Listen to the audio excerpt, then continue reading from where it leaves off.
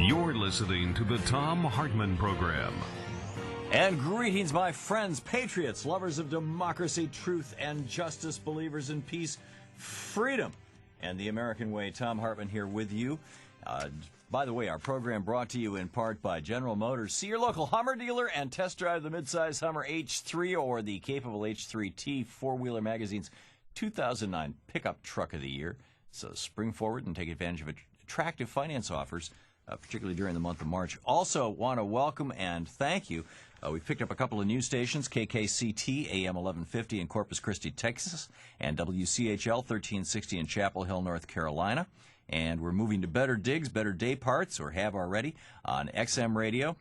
They're running our show 3 to 6 p.m. Eastern Time, Kudo in Anchorage, Alaska, and KKZN in Boulder, Colorado. So thank you to all of you and to all of our affiliates. And thanks so much for letting our stations know when you like the show and supporting our sponsors.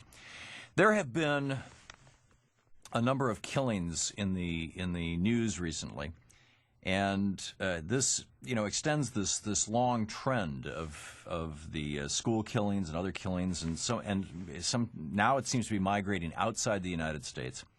And the question that keeps coming to my mind is, particularly with killings in Europe, is to what extent is this a cultural phenomenon? To what extent does this have to do with availability of guns? I think Michael Moore in his Bowling for Columbine fairly clearly documented that although Canada has more guns per capita, they have a fraction of the gun violence we have in the United States.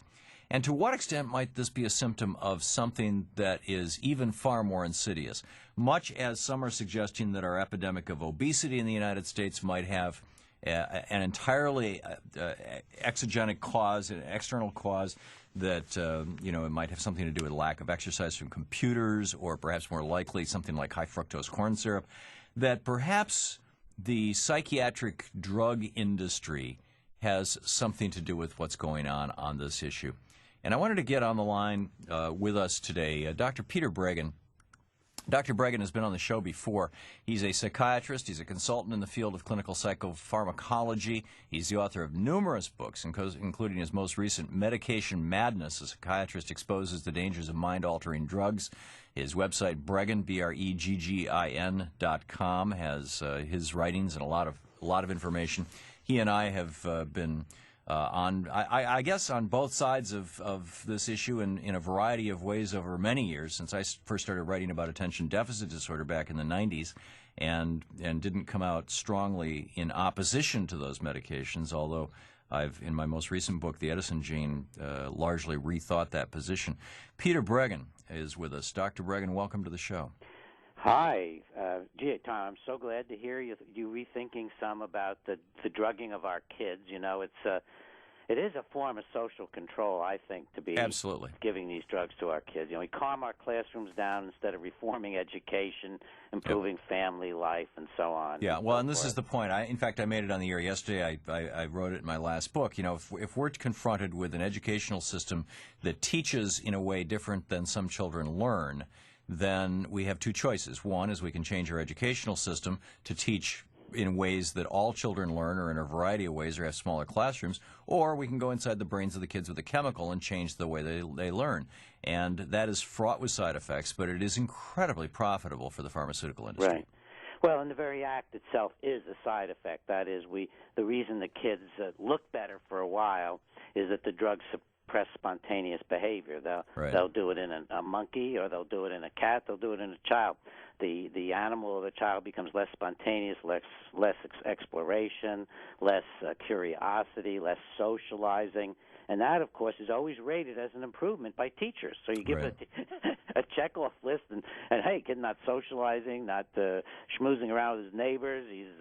He's not daydreaming. He's not drawing pictures. He's not the class comic anymore. Yeah, the class clown. That's right. He's sitting there a little bit more zombie-like. I mean, imagine what would have happened had Thomas Edison or Ben Franklin or Robin Williams or any of a variety of other people Einstein, who are the kind of social misfits who really changed and improved our culture been medicated into normalcy. Well, there's no question. I mean, psychiatrists love to diagnose the great figures. Einstein was a very poor learner in school in the beginning. I mean, that's real.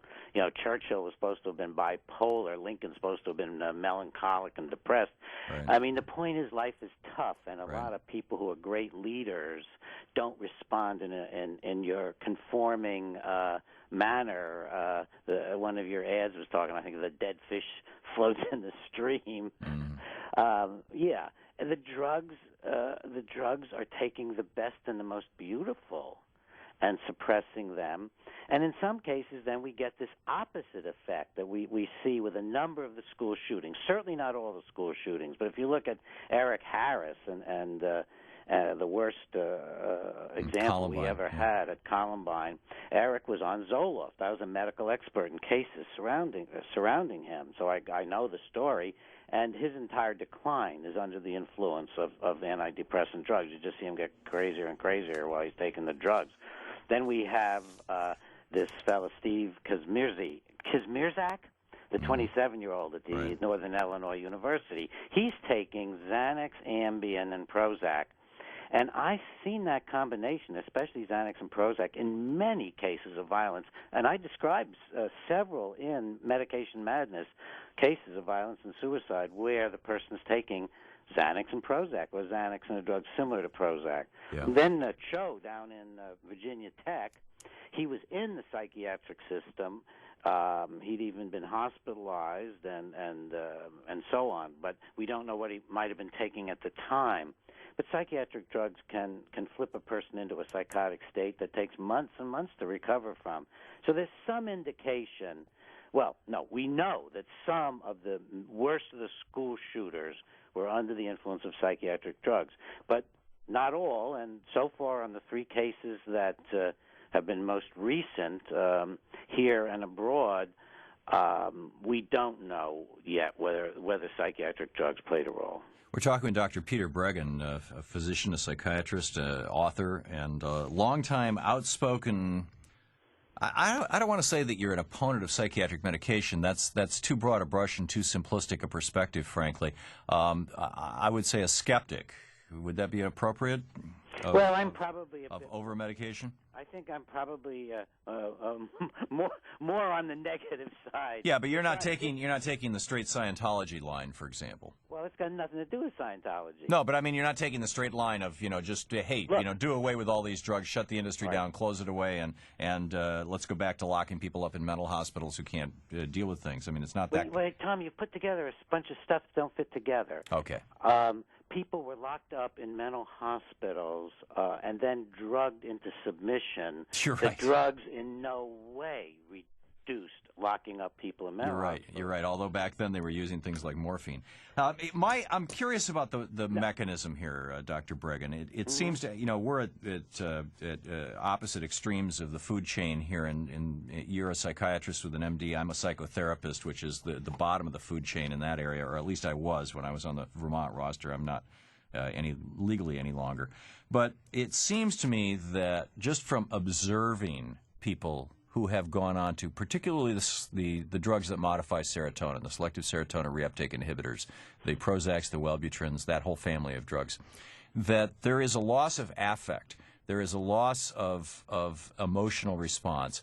And the argument that's made for why that's good is that people are overwhelmed by emotion, and therefore, let's give them a break for a short time. Many people report that once they're on these drugs, they can never get off. But that loss of affect also seems to, in my observation, and this is, as I said, you're the expert on this, I'm not, but in my observation, seems to be associated with a loss of empathy as well, because empathy is kind of reflected affect. If people are losing the ability to feel that others are humans and start viewing others as objects in the world, then isn't it more likely that they would take them out and we would have these kind of school shootings? Is this not possibly the mechanism by which these drugs seem to be associated with suicidal ideation and homicidal behavior? Yeah, I think you're on target. It's one of the main mechanisms. That is, the person loses their care for themselves and other human beings, just as you're saying. And when you lack connection, you lack empathy, then other impulses can take over. The drugs also overstimulate the person while they are flattening emotional connectivity. So you end up with an agitated, anxious, upset human being who can't rely on the usual social network for support and caring. So I think you've really got an important, essential part of what this is about. Yeah, we need to have much more discussion about this in our culture, but instead, because it's a multi-billion-dollar industry, all we get are ads on TV. Right. Dr. Peter Breggin, his website, breggin.com, for his books and all his information. Dr. Breggin, thanks for dropping by. Thank you. Good talking with you today. It is 16 minutes past the hour. Tom Hartmann here with you. We'll be right back.